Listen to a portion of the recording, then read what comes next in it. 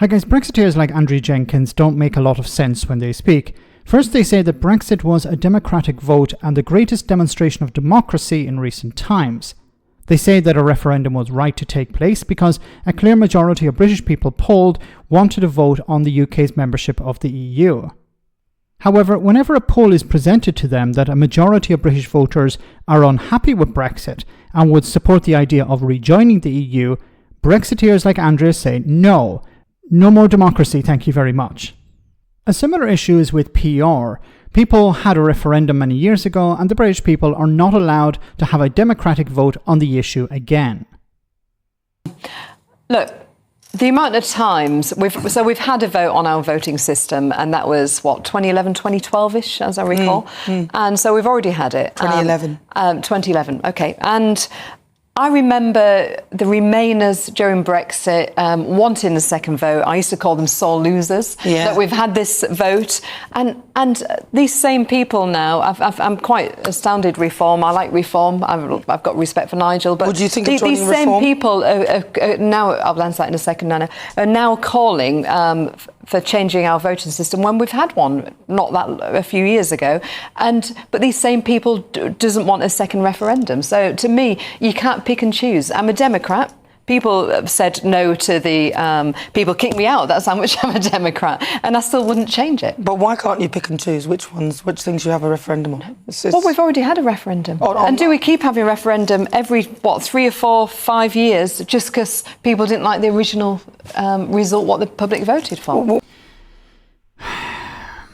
So people who pointed out that leaving the European Union would be a bad idea and were proven right are sore losers. Okay, so let's get to the point here. Andrea Jenkyns claims to be a Democrat, but she's against the idea of allowing people a vote, a majority, supporting an idea of having a vote on a particular constitutional issue. So she supported the idea of a referendum on the European Union membership, but she doesn't support a referendum on what's clearly a majority now of rejoining the European Union. So where is the democracy there? You can't claim that the Brexit referendum was a clear demonstration of democracy and then say, well, I'm against another one. It doesn't work like that. Now, I've said before, there shouldn't have been a referendum. It should have been up to Parliament. MPs who are paid the big bucks, who are paid huge amounts of money and are able to surround themselves with experts who should explain to them the consequences of leaving the European Union, they should have made that decision. It should not have been offloaded onto the average person on the street. The average person on the street doesn't understand how the EU works. Many politicians don't understand. But at least the politicians could surround themselves, could ask experts to inform them of the consequences. But instead, the public were given this responsibility. A public that were lied to by the likes of Andrea Jenkyns and told, well, we can be like Switzerland or we can be like Norway, or nobody's talking about leaving the single market, and Daniel Hannan. So the public were misinformed. The public were lied to, and they had to take this responsibility of voting to leave the European Union, not knowing actually what was going to happen. Once again, I think the decision of a referendum was a wrong choice, but I wouldn't deny people a referendum. Like Andrea. Andrea doesn't want a referendum because she got her way.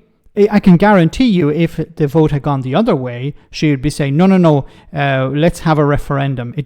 People didn't vote the right way this time. Let's have another referendum. So, of course, she would be two-faced when it comes to that. When it comes to PR, she's saying that the vote took place in 2011, 13 years ago. Like Brexit, many people who would be impacted by this today were not able to vote back in 2016 or in 2011.